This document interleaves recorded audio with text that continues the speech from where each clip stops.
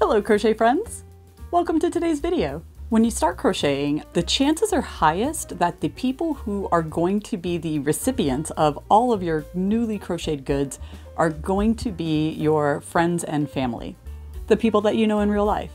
The people in your neighborhood. The people that you meet each day. In my life, those people happen to be my friends and coworkers. Most of my friends are my coworkers. As an adult, it's really hard to make new friends, honestly. I would have to say a majority of the time in my adult life, the people who I have been friends with have been the people who I work with. Other adults out here will know what I'm talking about. I am fortunate and blessed to have some amazing coworkers in my life that I am lucky to call my friends. One of those beautiful people is getting married next year. I'm so excited for her. And when she came to me and asked me to crochet some things for her bridal party, there was no way I was gonna say no. I hopped at the chance, put everything that I had going on hold so that I could finish her projects. Currently, she's in the planning process for her wedding and has selected her bridal party members. She has selected themes for each one of the members of her bridal party. So we have 5 different members of the bridal party, and there are 4 different themes in total because 2 of the members have a similar theme. One of them is like a board games and game themed. One of them is food and kitchen themed. One of them was a spooky and Halloween theme. And 2 of them are 420 themed. My friend had some ideas in mind already and came to me with a couple of screenshots of some items she had seen around. And additionally, she had like ideas for some of the other projects. She had actually already purchased one of my floofy bats. And if you haven't seen it, I do have a tutorial for floofy bats. I'll put a link to it in the places up here and down there. Otherwise, I probably would have just made a floofy bat for her. For the spooky theme, she was like, I don't know, maybe like a pumpkin or something. So I think I am gonna make a pumpkin. I might turn him into a jack-o'-lantern. I'm not sure. I have to think about it. For the board game theme, she had a screenshot of a dice bag that had a bunch of different compartments inside of it and wanted me to try to make something like that. So I'm gonna try to make her a large dice bag with a bunch of different compartments so that you can store all of your different dice together. She says they do have like game nights and play with a bunch of different sets of dice, so it would be really cool to have somewhere for them to all be stored in one place. For the kitchen theme, she was thinking something like a pot holder, and after doing some brainstorming about like color themes and the kitchen, we came up with the idea of doing a little chicken pot holder because she does have like a chicken canister set in her kitchen. For the 420 themed one of them she'd mentioned doing a vape holder. For the sake of pleasing the censorship gods on YouTube, we are going to say that the other one is a leaf themed coaster. I went through my stash and looked at all of the different yarns that I have available. Obviously, for things that are potentially going to come into contact with heat, like pot holders or hot pads, you want to make sure you only use cotton yarn and not any acrylic. Acrylic is just plastic, and if you don't know, if plastic yarn is going to come into contact with heat, it will just melt, and that is very dangerous. So just disclaimer, if you are making hot pads or anything like that, only use cotton yarn. I would also like to use a cotton yarn for the coasters. I just think that's going to be more absorbent as an actual coaster for functional purposes. I do have a little bit of cotton yarn on hand. I just don't have a lot of variety, and there are going to be a couple of colors that I'm going to need to proceed with the project as planned. So in total, there are 5 things that we're going to need to make: coasters with leaves, vape holder, dice bag, pot holder, pumpkin. I remembered them all. The next step in getting all these projects off the ground is going to be a trip to Joann. Okay, we're at Joann in the car. I'm getting ready to go inside and buy just the yarn that I need for this project. That's the plan. That is the plan. You know, maybe they have something cute that I can't live without that's on clearance sale, or a sale on something that I know I need. Listen to me, I'm already justifying buying things when I told myself I wasn't going to. We're not gonna buy anything except for just what we need today. We only need cotton yarn, and that is it. This dude's like, and give me the eyeball. You've never seen a girl talk to her steering wheel before? Anyway, let's go look at some yarn.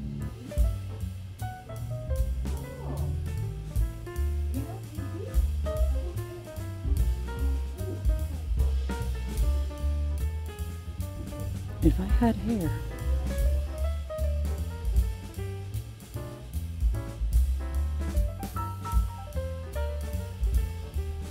I have survived the trip inside and only minorly spent more than I intended. Let's go home. Let's just go home before we buy something else.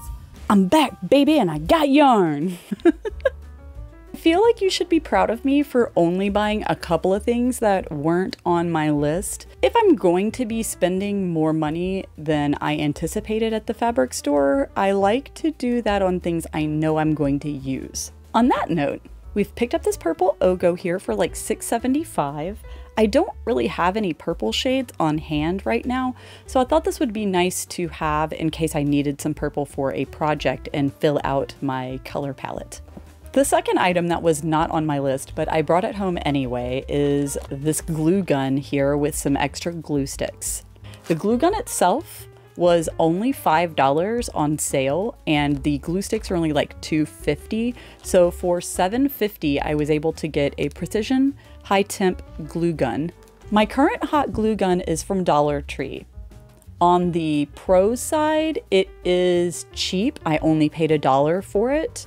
On the con side, it drips hot glue everywhere, is crazy hot, and scares me like it's going to set my entire house on fire every time I use it. It'll be nice to have a glue gun that I will feel confident using that is not going to start a fire. The final item on my list of things I brought home that I did not plan to buy is this Bernat crushed velvet yarn that was on clearance sale. Some people are anti-velvet, they don't like the texture of it, but I do like this texture and it is super soft and fuzzy. I thought this would be perfect to make a twisted bleeding tooth hat from. I'll have to double check the pattern, but this might be enough for me to make one hat. I'm currently working on one for a different project right now, and it is looking so cool and I'm super excited about it. I can't wait to show you guys. But enough about that, let's go back to what we actually intended to buy today, which was cotton yarn. I picked up a few colors to help me finish up the chickens. There's some red for the chicken as well as some orange color to go for the beak. It was this or like bright yellow, and I kind of liked this better than the yellow color, so I went with this. I also picked up this yarn. The color is called Sahara Splash, and it's like a marbled version of browns. Thought this might be good for the chicken. I picked up some black so that I would have that for details in case I need it. I don't have any black cotton yarn. And then I also picked up this black and white and gray striped yarn. I thought this might look really cool in the background of the coasters. Okay, we've toured all the yarn. I'm stalling at this point. I need to just go and eat some lunch and then get started on this project. I found a free tutorial for a chicken pot holder from Bag-A-Day Crochet on YouTube, and I'm gonna try to make that. I've got a couple colors we could go with here for the chicken, white or this color I just picked up here, which I think was called Sahara. So I think I'm leaning toward it's Sahara Splash. I think I'm leaning towards the Sahara Splash. Just for kitchen use, the white's gonna get stained too easily, and at least this has more forgiving of a color palette, so let's try that. Also, I do believe that it's not going to be thick enough to really be usable with just one layer. So what I'm gonna try to do is double up the base part of the pot holder and then crochet them together for the border parts to make the chicken, which will make more sense when you see the chicken. I'm gonna get started on that right now. I'm gonna go for this Sahara Splash from the Big Twist Cotton and see how that goes, and I'll get back to you. I promptly grabbed my crochet hook and got to work making this cute little chicken pot holder. The pattern from Bag O' Day Crochet was really great and easy to follow. I think that the final product turned out very cute. I'm also really satisfied with the idea I had to double up the layers to make it twice as thick. I do think this is going to end up making it a much more usable product. And to do that, I just followed the tutorial for the first, I think it was 4 or 5 rounds, until we got to the final round before you added the edging onto it. And then I put the 2 pieces together and finished up the pattern that way. I think it turned out pretty darn adorable. You'll see it here in just a second when I do finally finish it up. The problem, however, comes with me getting into the crochet zone after making this and not filming a few of the parts of the projects that I did afterwards. So unfortunately, I didn't get any footage of me making the little crochet pumpkin that I made. And I also didn't get footage of me making the cactus vape holder. This was something that I had made for a couple of different coworkers in the past after them showing me some photos of one they found online. And I already knew how to make it, so it was something that was really simple for me to just bang out. I definitely was deep into the crow zone and forgot that I was supposed to be talking to the camera and updating after all of the different projects that I did. Overall though, the chicken pot holder is super cute, and if you're looking for a pot holder pattern, I highly recommend you go check it out. I mean, look at it. He's adorable. Now you can see me sewing the appliques onto the front of these round coasters. This is the style I ended up settling on. Initially, I'd found a pattern on Ribbler for a kind of colorwork grid version of a leaf coaster. They were rectangular and ended up turning out way too big to really, in my opinion, be a usable coaster. So I scrapped the whole thing and switched gears and ended up going with this design, which I think turned out a lot nicer and more usable. Moving on here, you can see that I have already started work on the multi-compartment divided dice bag, which is the largest and most involved item that we had on the board here for our project. I chose to go with a double-stranded worsted weight and a 5mm hook, and I worked in half double crochet. My hopes here was that this would speed along the process of making the outside portion of the dice bag and help this to be a lot faster of a project. Looking at different examples of a multi-compartment dice bag like this, I could just tell if I worked in a single strand and normal worsted weight, this project was going to take me at least 6 to 8 hours. So hopefully this knocked a couple of hours, maybe 2 or 3 hours, off of the time it was going to take me overall to complete this project. The construction was pretty basic. I just formed a flat circle and kept doing increases until the circle was as large as I felt would be, a good enough size to have enough room to store a few dice in all of the different 6 compartments. For me, that was about 8 inches across. Once that got to be as large as I wanted it to be, I went ahead and just started working continuous half double crochets until the bag was as long as I thought it needed to be for this project.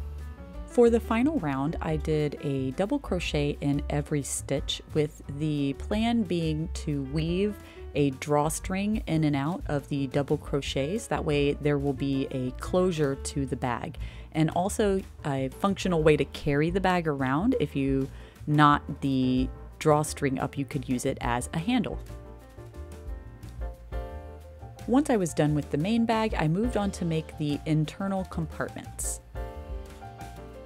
For those, I just chained a length of chain as deep as I wanted the compartments to be, which was about 2 inches long, and then crocheted with half double crochets until the panel was about 8 inches long and fit appropriately inside of the dice bag.